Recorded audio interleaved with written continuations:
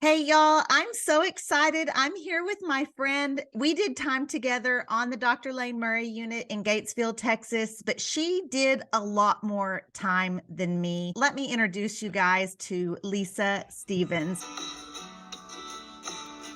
Lisa, Hey, thanks for being on the show. We've been in contact a few times since we've been home working on some advocacy things. yes, So, yes, yes. Lisa, how long were you locked up? I did 27 and a half years. How old were you when you started your time? I was 27 years old. You did 27 years. What was your sentence? 45 years. 27 years old, and you got convicted and sentenced to 45 years in prison. How did that feel? Did you know you were going to do that much time? I mean, what was the expectancy there? Oh, wow. The DA made me a deal, and he said the most I might do is 2 years. And being young and not knowing, and scared to death, really. The DA comes, your lawyer comes, they make it seem like they're just doing you this great thing. So you don't get a life sentence or you don't go to death row or whatever. And so they say, take this 45 years. And you won't do no more than 2 years. And I was like, okay. And 27 years later, still waiting to make parole. So yeah, the courtroom will lie to you. They got their own little scams they do because they really don't want nobody to go to a jury trial because that costs money. So if they can get everybody to do a plea bargain, and 9 out of 10 people do plea bargains, and it's because the court really pushes plea bargains on people. And they tell us what they want us to hear. They say exactly Yeah. what it takes for us to just go ahead and sign that paper. My story was just the same. 27-year-old Lisa walking into the penitentiary. How was that? I was pissed. I was one mad individual. I was not a very pleasant person when I first got to the institution of TDC. I was mad, pretty much felt like I'd ruined my life. I had no hope, no hope. That's not a good thing. I didn't have no hope. And I just really just felt like I was going to die in there. And so I built this wall around me and I became a fighter. Just fought all the time, cursed the laws out, just totally destructive is the only way I could put it. I was very destructive, Marcy. The overuse of solitary confinement in Texas prisons combined with some of that type of behavior caused you to spend quite a long time in solitary confinement. Yes. The longest I spent in solitary confinement was 2 flat years. But I had been in and out of SEG and, different units, their SEG is different. Hilltop, you can't talk or nothing in their little cells they got in their little SEG place. But Lane Murray's ag SEG is just noisy and beating on the doors and screaming and very loud all the time. Always something crazy going on. Were you able to make friends while you were in like that 2 years flat? Did you have people that you were able to communicate with, even though you were in a solitary cell? When I get sentenced to ag seg for 2 years, I was there about 90 days and my mother is going to pass away. And when my mother passed away, I'm actually going to get saved in my cell the day my mother passes away. And the chaplain comes and sees me and everything. I really didn't talk to anybody down there because I didn't want to get sucked into the madness. Because Ag Seg has a very dark, demonic feeling about it because you got so many people that are sad and so much pain and misery that is in those cells. And then you have people that do blood rituals with not even knowing it by sharing body fluids in the most insane way. Anybody that has never been incarcerated and has never been in ag seg can't even imagine the darkness that is in that building alone. I remember walking into that building and literally feeling something heavy on me. But at the time, I had no knowledge to the spiritual realm. Okay. And I didn't know that it was just spiritual sadness, no hope. It's a sad thing. Ag-seg is a dead thing, so to say. I can't even begin to describe it other than to say it's like walking in just a place of depression. You can feel it. You can feel the officers are like that, and because there's so much sadness, Marcy, and ag-seg, the officers that have worked in that kind of environment for so long, they become non-feeling other than they don't care. That's the only feeling those officers have down there. Yep. We had an ADSEG officer take his own life while we were Oh, there. Do you yes. remember that? Yes. Yes, I do. You Yes, described I that do. so well. The fact that you can feel the darkness and the sadness when you walk in that building. You said that you got saved. The chaplain came. Do you think that helped you Yes. get through that 2 years in there? Oh, most definitely. When she comes and tells me that my mother had passed away, let me tell you something, Marcy. When remember Mr. Yes. I watched Mr. And when I first went down there, he was a very good guy, very upbeat. He generally cared, and I watched that man wither away. I watched his face age in a matter of 9 months. That was just weird, to say the least. But that's the man that took me up to my cell officer. And he said, "Are you okay?" And I was like, "Yeah, I'm all right."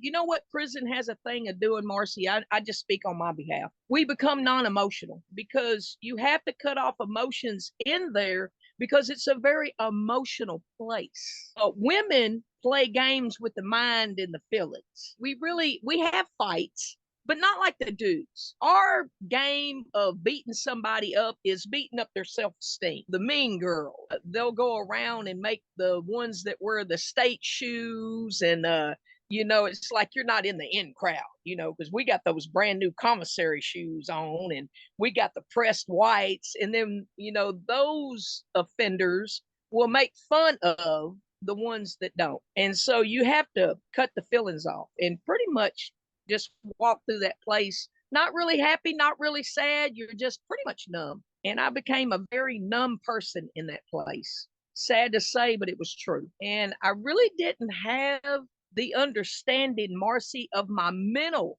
capacity until I became alive. Okay. I didn't even know I was dead until I became alive, Marcy. So when I'm going to walk in that cell, I had no idea that God is fixing to fight for me to live in a realm that I could not see. But I am going to end up in the fetal position and I'm going to scream out the name Jesus because, Marcy, I was so tired of being hurt. And when I say hurt, I mean mentally, physically, spiritually, emotionally, just lows of the lows. I done lost my mom, so I always had a dream in my mind that one day I would get out and get to make it all right with my mother. And that was taken away. And that's when I'm going to cry out to Jesus Christ, my God. And right then and there, he is going to save me. And from then until today, out here in the world, he has showed me so much, Marcy, that I would not be in this free world if I would have not grown in my relationship with Christ in that penitentiary. Your story is so impressive, and that particular part of your story, it did completely changed your life. It changed the way you thought about your surroundings and the people around you. Mentally, after that day when you lost your mom and God picked you up, tell me how you got through mentally the rest of your time, because you still have a year and several months in solitary Yes. confinement to do. Yes. How are you dealing with that? Well, what I did of course, I started reading the Bible, of which I had no knowledge of it, couldn't understand it. And I was actually laying in my bed one night and I was flipping through my radio because I was a level 1. So I had all my stuff and I had my radio, my commissary and everything. And I'm flipping through this radio in the dark of my cell and I come across American Family Radio. And it's a Christian channel that I didn't even know was on the radio. And there was a show on. And this is this is true, man. And the dude on the show said, "Did you just get saved?" And I thought, what were the odds that he would say that? He said, "And are you laying in the dark right now?" Now, come on, that's 2. He said, and are you reading the Bible, but you just don't understand? Now that was 3. Now I'm tripping, and I ain't on no psych meds, no nothing more. You know, I'm just tripping, you know? He says, have you asked the Holy Spirit to reveal the word of God to you?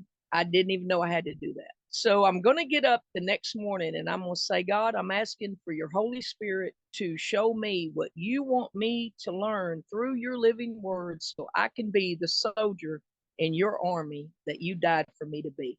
And those are the exact words I would say every morning.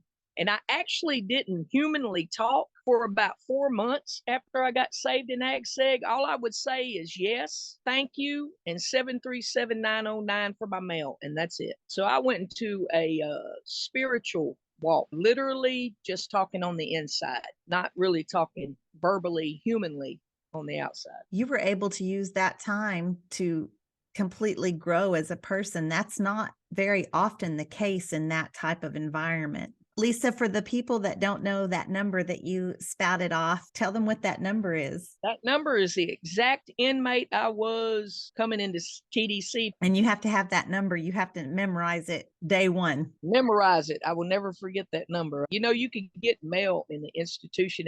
And I thought this is another thing that is people don't really think about, Marcy, is how they dehumanize us in the penitentiary.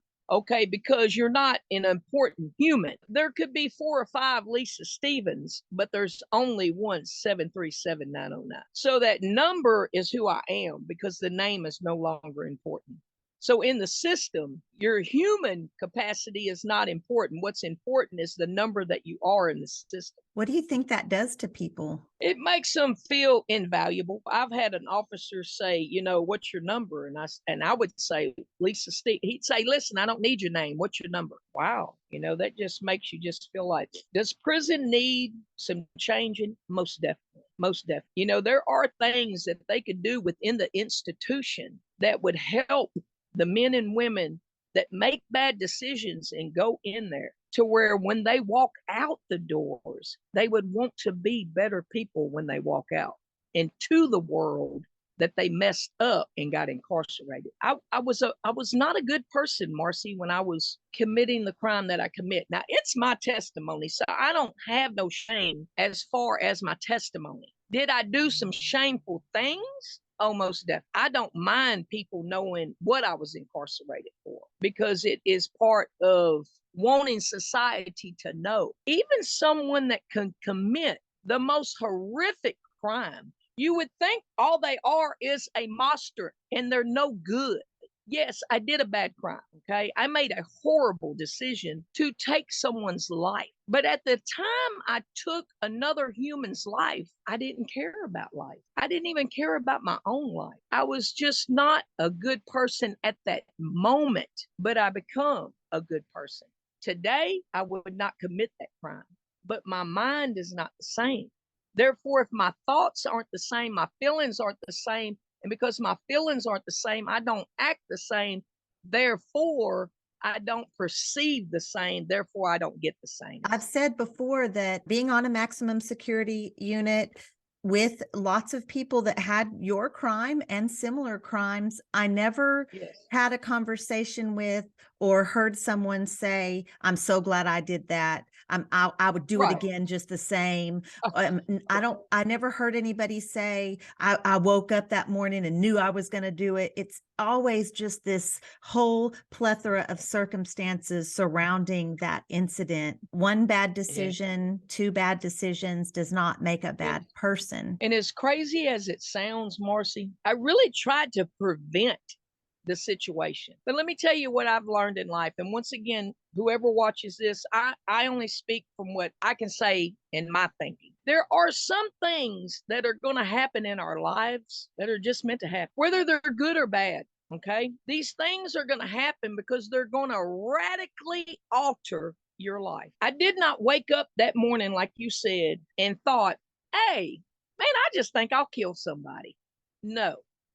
I never knew when I woke up that morning or when I went to sleep that night that I was going to do that event. But that event was already set in place because of the things that I had been doing prior to that day. Prior to that day, this decision made this come into play.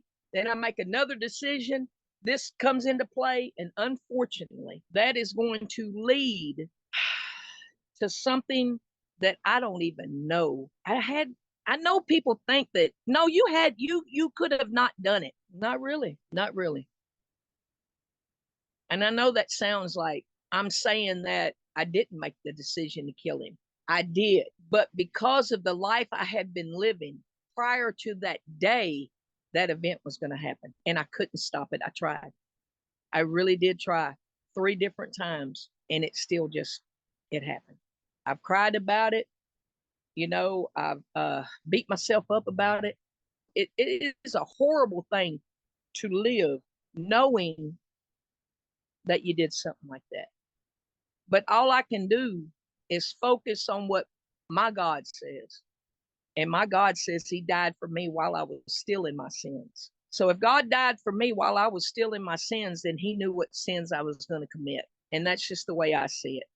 And if God don't hold that against me and he forgives me for it, then who am I or who is society to beat me up every day for that decision? If the all-powerful God says, Lisa, I forgive you.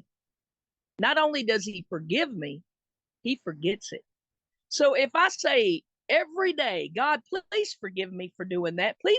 He don't even know what I'm talking about because he's done forgave me and he forgot. He's probably saying, Lisa, why do you keep asking me to forgive you for that, honey? You're forgiven. I love you. Now go and be prosperous. You said that there was pretty much a series of poor decisions in your young life that led to the actual event that caused you to get incarcerated. So what I'm wondering is, what could the community have done for you in that time, in early 20s and young Lisa's life? What path do you think would have changed that for you? Well, I think if they would have noticed that little dirty girl coming to school that didn't talk to the other kids, and they would have been more, even today in school, do you know how many kids are going to school, man, that are being abused, sexually assaulted? And they just look at those kids like they're little troubled kids or they're special ed kids, because they have outbursts or because they come to the school in a bad attitude. Well, it's because they probably just left home and they ain't ate in 3 days, and their mom is an adult fiend or an alcoholic, or their brother has molested them. And teachers turn to this day. They say they got so much, Marcy, for kids that are being done bad, but I promise you, if they were really into it, then they would have more programs in the school before those same kids they know something's wrong with them end up in the penitentiary. Because if you did an interview with 10 women in the penitentiary, even men, they would say they were sexually assaulted when they were a kid. Something in the home happened to that child.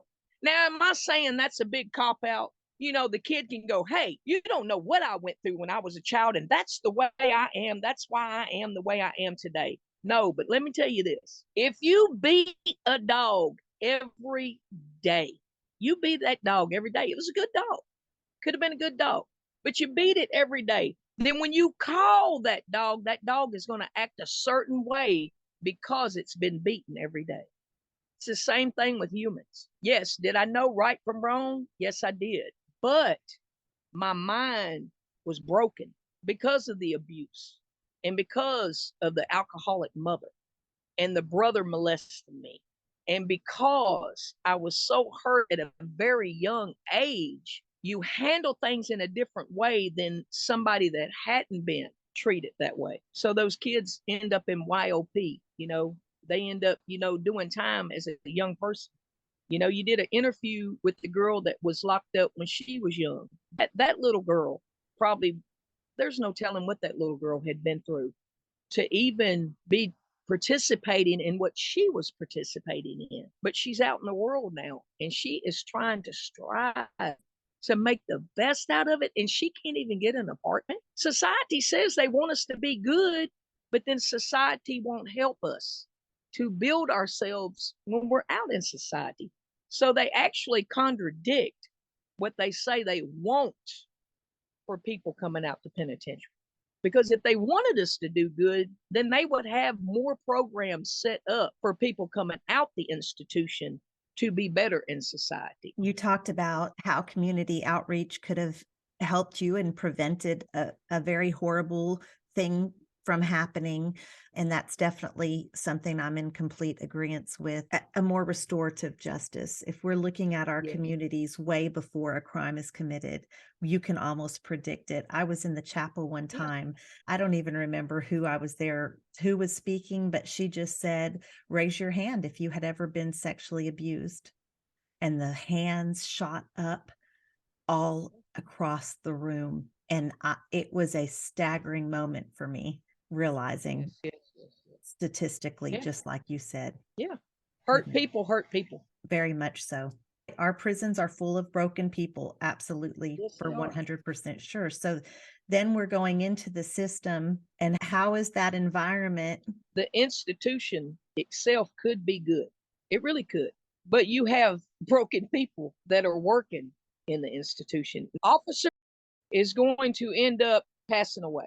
Now, Miss and me were like this. And let me tell you, I have hugged that officer. That officer had cried to me about her preacher dad that beat her and that was an alcoholic, and he blew his brains out. That officer talked to me about her sister getting killed in a car wreck. That officer that was in control of other broken humans was so broken that I seen her stand in a K-dorm day room one time and just slice her wrist wide open. Yeah, she did that in front of everybody. And let me tell you, after she sliced herself, Marcy, it set a ripple effect through that dorm of other people that are suicidal, and they start cutting themselves. Listen, not every officer is bad in that institution, but not every inmate is bad in that institution. You got your good and bad in everything. But when you have the authority so broke down and so thrown off that they are cutting themselves in front of the people that they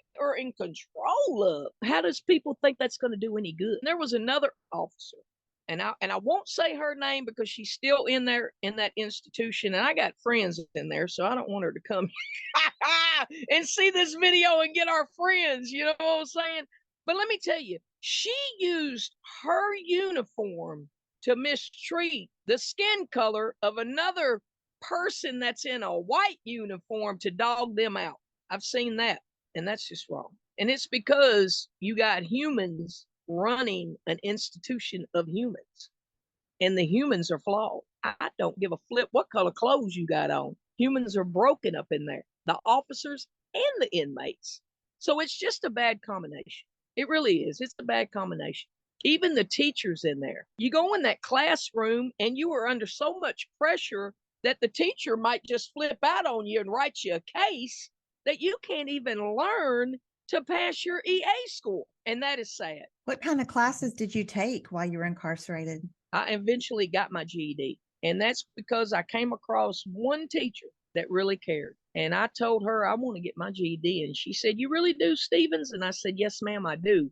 And every day for 30 minutes, I'd sit by her desk and she would help me. And I passed and got my GED. You talked about not being able to learn in the schoolhouse because there was fear of disciplinary action. There were times in there where I felt like with certain officers, if I breathed wrong, I was liable to get a case.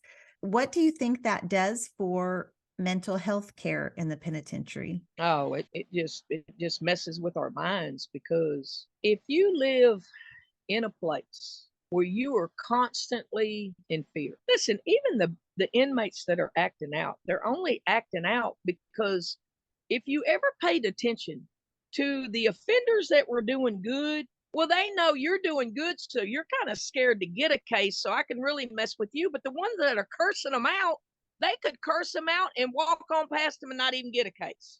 It's because, see, we got them acting like animals, so, they're acting like we say they are. Therefore, we don't have to penalize them because they're being the dogs we're saying they are. But the ones that really tried to go to college, tried to go to school, they were trying to stay case free.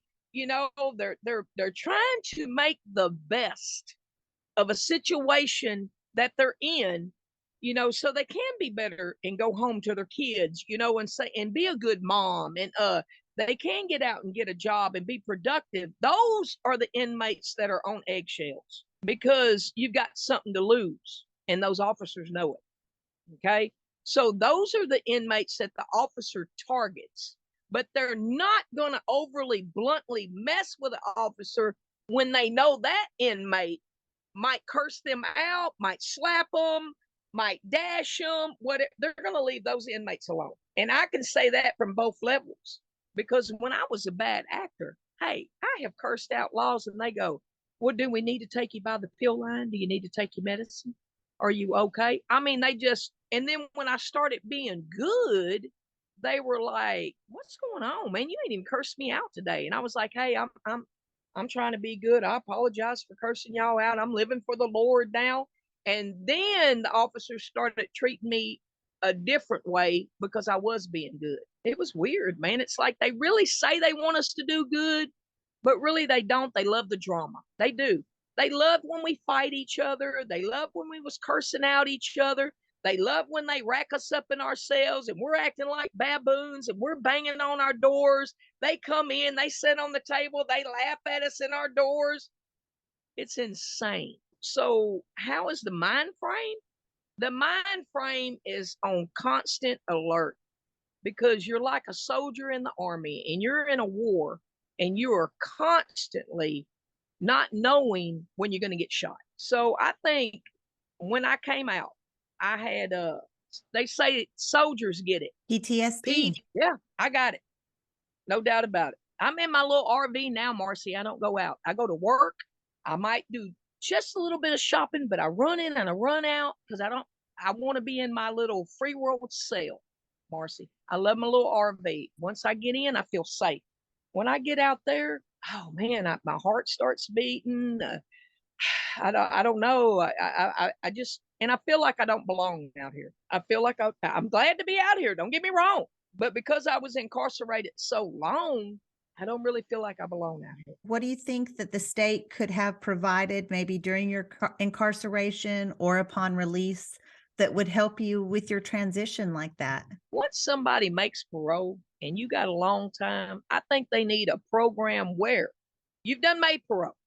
Okay. So I think they should slowly have a unit for long offenders for sure and start taking you out a little bit. I think they should teach them how to use cell phone. I think they should help them practice to get a driver's license, because I hadn't drove a car in 30 years. I had to get out and I had to take a driver's test that I never took because when I was young and I drove cars, I didn't need a license. I've never had one. I was driving stolen cars. I didn't need all that. Okay. So I get out. I want to be productive. I want to be a good steward. So I have to go take a test that, hey, how I passed it was only by the grace of God. Then I had to tell the lady when she gives me my driving test, I said, well, ma'am, I haven't drove a car in 30 years. So please bear with me. She was like, what? You ain't drove a car in 30 years? She was like, well, oh my God. And I said, yeah, but that was the first time I drove a car at that test. I had never parallel parked. They can have a parking lot where they teach us to parallel park in TDC. They got enough space where they could do a lot of things. If they really wanted us to do good when we got out, there are a lot of things they could do, Marcy. They could have a unit, to where they teach. I should have went through some kind of class that prepared me for the free world. I was scared to death when I had to catch the bus at the halfway out. I was scared of traffic. The street we walked down on Lane Murray ain't got no traffic. I was scared to death. All these cars going by me, and man, I didn't know what to do. I was just wigged out, and I felt so, I don't know, man. I can't even put a word on it. But I know there ain't no way that we should be getting out the penitentiary and just throw it out here and just deal with it. And then parole, oh, come on. Don't get me crunk on parole.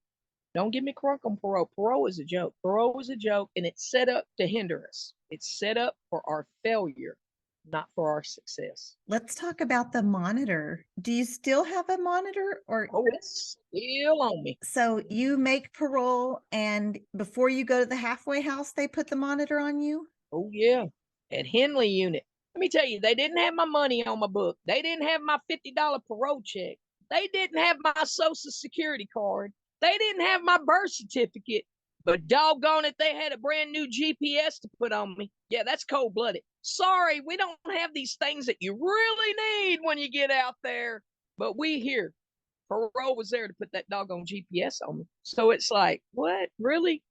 Really? That's all y'all got for me. And I had to fight to get my money when I got to the halfway house. It's on your ankles, just for people that may not know. Yes, sir. He hangs with me. He won't go nowhere. And I done broke 2 off. You broke 2 off? Yeah, because I worked construction. So I had to climb 30-foot ladders. And when I'm coming down sometimes, it'll get hung on like a step of the ladder, them extension ladders, metal. I have to push it all the way up. And when I'm coming down, it'll get hung and break off. And then I got to hurry up and go all the way to Huntsville because a warrant's put out for my arrest to get another GPS put on. What did that feel like? Were you scared? I like to have pooped on myself. The first time I was moving furniture and I heard something go crack. I never in a million years thought it was that GPS. So I looked down. Oh my God, my GPS was on the ground. I like to have died. Do you hear me? I like to have died. And I didn't have a car. So all my parole officer said, you better get over here.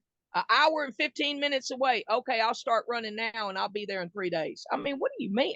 So I had to pay somebody $50 to take me all the way to Huntsville. And then she wanted to know, why did I tamper with it? I said, I didn't tamper with it. I was moving furniture. It hit the thing. It popped off. She did not believe me for nothing. She said, I ought to lock you up. And I was like, why would I tamper with it and then call you? That don't even make sense. But yeah, it was scary. It's scary. There's some legislation going right now, and it hasn't been passed. It just got heard in the corrections committee about making tampering with a GPS device, a tracking monitor, when you're on probation or parole, making that a felony. Because I've been laying in my bed, and because I was living in this trailer, and it had a metal roof. 3 o'clock in the morning, my phone rings, and I pick it up, and they go, "This is parole. We're not showing you on our computer. Your thing ain't coming in." And they said, "Where are you at?" I said, "I'm asleep." They said, "Well, we need you to step outside." So I step outside, and I guess it shows up. But they didn't even say nothing else to me. They just hung the phone up. Yeah, just hung the phone up on me. So I don't even know if I'm okay, if I'm not okay, or if it's come get me. I mean, what's going? It's not even accurate. It goes off all the time. And it's so if it's going off and I'm saying, well, I'm where I'm supposed to be, and it's going off, you're going to tell me, y'all going to arrest me and give me, because you're going to say I'm tampering with it then. I'm going to say I'm not, but we're automatically liars. Period, point blank. We lie. That's it. In the eyes of parole, we are liars. In the eyes of TDCJ officers, we are liars. You're supposed to be innocent until you're proven guilty, and it's the other way. You're guilty unless you can really prove it. You're innocent. You're guilty. And so they would be arresting us left and right out here. But why? I've done did 27 and a half years, 28 by the time I walk off of Henley, and you're telling me I got a GPS on me for what? I don't understand why they're giving people that have done long time GPSs. That is what I'm not understanding. How long have you had that monitor on? I got it in November of this year. It'll be 2 years. And even my parole officer said, "You are the best parolee. I pay my fees up for a whole year. I'm always where I'm supposed to be. I don't go nowhere. I'm good. I've passed all my piss tests. I've never had a bad UA, and they won't take it off. Because it's not up to your parole officer. They can give you a good whatever recommendation. She's done did it, and they still say no. But for what reason? I don't even get a reason. You don't even get a hearing. Why don't I go get to the people that with the GPSs, when We come up for review. You come up every 6 months. Why don't we go and sit in front of that board? Whoever the board is. Who are they? We don't know. And so you're on parole. You have a few more years. 17 years. 17 more years. Now, I've been blessed since I've been out. I ain't gonna lie to you. I have a wonderful job. I have worked since I've been out, and I have a great job. I have a car. I have a home. I'm good. I really am. I've been very, very blessed. I have no complaints as far as what's been going on. I'm one of the few that had no family whatsoever. Nobody, period, point blank. When I got out, I had nobody, but I had a good God. And God sent me to Livingston. I get to Livingston, a halfway house. I got a job a month after I was here. 6 months after I was out, I got a car. My first car ever in my life, legal. It's mine. I pay for it. I mean, I have my own place. I pay my rent, whatever. I didn't have a problem with anybody renting to me. They didn't even ask me anything about my incarceration at all. Do they know now? Yes. My landlords know my charge and everything because I believe in being honest and I just say it. I live in actually a senior citizen RV park. Wow. Tell me how that conversation went when you had to tell them, or when you told them. You didn't have to, but when you shared that with I them. didn't have to. They never asked. But I told them after I'd lived here about 2 months, I said, I always pay my rent a week ahead of time because I believe in paying my bills. I don't play. I already got my rent money for next month. I already got it. I take them cash. And I said, well, y'all never asked me anything about me. And they said, well, we feel like God sent you here, yada, yada. And I said, I do believe. I said, but I feel like I need to tell y'all. And they said, okay. And I told them I'm on parole, yada, yada, yada. And they were like, oh, okay. And I said, would you like to know what I was incarcerated for? And they said, no. And I said, well, I feel y'all need to know. And I told them, and they just said, okay. Have you experienced any backlash from anyone else in the community? Nope. How did you get your job? I was doing Zoom with, I went through Safe P. So when you get out of Safe P, you have to take these classes. Because of COVID, I didn't have to actually go into the things we did like me and you are doing right now on Zoom. And everybody would be on there and everything. It was AA. I've never had a drinking problem in my life. I don't know why I was having to go to AA, but whatever. Then you got to pay for it. Yeah, they charge you each time you have a Zoom meeting. You have to pay $15, and then you have to pay another $15 for your 1 month visit. So you got Zoom every week, and then your 1 month visit. So that's 15 times 4 plus an extra 15 for. I had to pay that every month. Yeah, and you're just getting out of prison, don't have money. But I saved my stimulus checks, so I actually had money when I got out. I had those stimulus checks that we got. So anyway, on the Zoom thing, the counselor said, well, have you gotten a job yet? And I said, no, ma'am, not yet, because I don't know where to go. And in order for me to go get a job, I have to have the place, a phone number, what time I'm going to be there, and all that. And I mean, who's got all that? I don't know all that. And she says, well, ask somebody on the Zoom that are there right now. So I said, hey, does anybody know anybody? And this guy said, yeah, I know a lady called such and such. He said she owns a construction company. It was a lady. And he said, she'll hire you. So I called her. And at that moment, they were working like 40 minutes out of town. And I didn't have a car. And I didn't want to have to ask the house mother to take me 45 minutes to and from work. That's just too much. So she said when she had something in Livingston, she would call me. So I think 3 weeks went by and she called me and said, hey, did you get a job yet? And I said, no, ma'am. She said, well, would you like to do some yard work? And I said, yes, ma'am. And she said, well, I'll pay you $12 an hour and I'll see how you work. Well, I called my PO. She called my PO, and then she added it on my schedule. My house mother would take me to this lady's house. And I was working in the rain the first day I worked for her. And she came out and she said, you don't have to be out in that rain. I said, ma'am, I worked for years on host rod in the rain. I said, it ain't bothering me. And I did that for free. You're paying me. I said, I'm all right with it. So at the end of the day, she said, you're one of the hardest workers I've ever seen. You're hired. She said, you worked in the rain and everything, and you did not stop, not one time. And she gave me $100 bill that day. So that's going to be my actual first. And I get $100 in one day, girl. I felt some type of way. I felt good, and I ended up working for her, and now I'm up to $16.50 an hour. That's Yep. awesome. Congratulations Yeah. on that. That's incredible. And Yeah. I just always love when people who have been incarcerated and have that felony jacket on them, when they're Yeah. succeeding in their workplaces and their coworkers and their employers know their past. Because what you're doing, Lisa, is you're breaking down barriers for the people that are coming after us. You are opening eyes. They're seeing people, okay, this person was in prison, but she's a hell of a worker. And honestly, I think that being in prison, working in Texas prisons on the Ho Squad for free, getting yelled at. I mean, my first job was in an Amazon warehouse, and everybody was like, you don't want to work there. I was like, I love this. This is great. I loved my job. Yes, yes, yes, yes. I usually work 6 days a week. And let me tell you, when I first started working for her, she had 6 dudes that worked for her. They all got drunk on the job.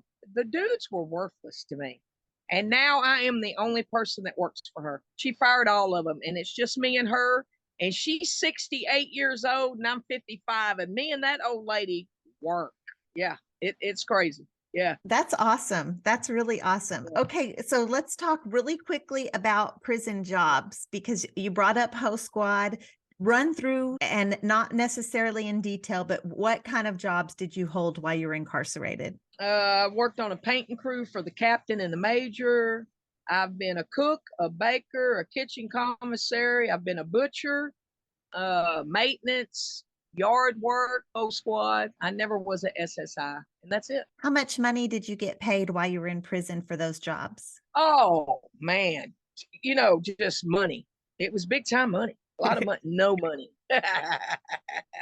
Yeah, no money. Big goose egg. But when I was in Louisiana prison at LCIW in 1991 to 93, they pay you 3 cents an hour. But you either can get your 3 cents an hour or you turn it over for your good time. Well, what are you going to do? You're going to turn it over for your good time, right? Yeah. You don't even get good time in Texas. I mean, they don't have no anything to give anybody in initiative. There's not much motivation to behave in a Texas prison. No, and let me tell you, right now they are so short-handed. The only reason, I hate to say it, but it's going to sound scary, but it's just real talk. The only reason why the inmates ain't overtaking the officers is because they don't want to. And that's just real talk. They are so short-handed right now. There are no TDC officers. Why do you think that they're so short-staffed? I think because of the environment. It's an ugly environment. And if you're a really, really good-hearted person, you're not going to want to work in TDC. If you could go back to 26-year-old Lisa, 25-year-old Lisa, what would you want her to know about life? What would you have to say to her? I would want to say to her that she's loved, because she really didn't think she was loved. Nobody loved her, and that is God. I would definitely want to tell my younger self that I'm loved. I know that now, and it's a good feeling to know that God loves me. I wouldn't want to go through this life, Marcy, without knowing God loves me, because I know He loves me. I don't need nobody else to love me now. I know I've got the only love I need. That's really beautiful. Is there anything that you had in mind that you wanted to share when you knew we were going to get to talk today that maybe we didn't talk about or I didn't ask about? Well, no. But I do want to say this for anybody that just got out the institution and you're struggling and you can't get that apartment, or you're having a hard time getting a job. Don't give up. Don't give up. You just keep doing your part and it will fall into place. You'll get the job that's meant for you. You'll get the place that you're supposed to live at. Because in those places, that's where you're going to meet the people that are going to become what you need in your life so you can be productive. Don't knock yourself. Don't beat yourself up. Mistakes happen. And if you happen to be a mama that are just getting out with your kids, know this. Your kids love you. They forgive you. And just be the best mama you can be today to your children. And that's all that matters. That's it. Thank you, Lisa. It was such a pleasure having you on the show, and you just touched my heart. And I'm sure that a lot of people that are going to get to see this are going to feel the same way. I appreciate you so much. Yeah, I feel honored. God bless you. You keep up the good work because you've been doing some really great things.